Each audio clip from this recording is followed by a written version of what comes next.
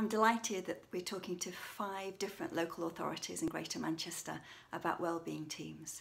And this week I had conversations with 2 of them in Wigan and in Bolton. And in both cases we talked about delayed transfers of care and what the potential might be around wellbeing teams.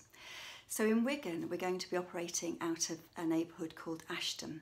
And we're wondering what it would be like if when somebody went into hospital who was over 65, say in Ashton, whether it was possible to let the wellbeing team know, obviously with the person's permission.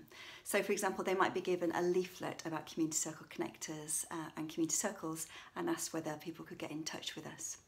And then the community circle connector, who's going to be Zoe, could go and meet the person and introduce the concept of community circles to see whether there are friends and family and neighbours who could come around the person to support them in coming out of hospital and at home. And for some people who need extra support, then because Wigan works in neighbourhood bases in a place-based way, it would be automatic that the wellbeing teams would be supporting people living in a particular postcode. So the wellbeing teams could get involved right at the beginning of somebody's stay in hospital.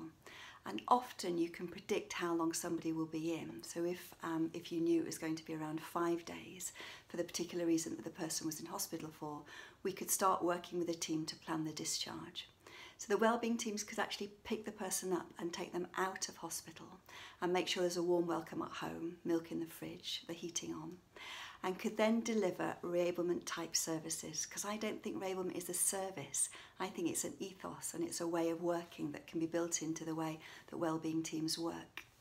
And then after 6 weeks, if the social worker is coming to do another assessment to see what's changed as a result of reablement support, if the person's need for services has decreased, then the wellbeing teams could just continue to provide the support, but at a lower level of support.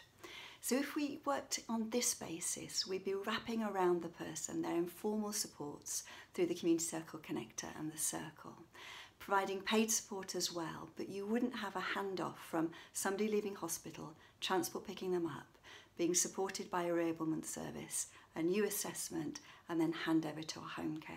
So it could work better for the person and it could be cheaper as well.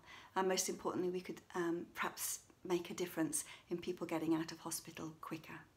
Now, I know none of this is a particularly new idea, but it's whether we could explore that in Wigan and whether we could explore that in Bolton and the other places as well. So this is what we're thinking, and I'll let you know how far we get.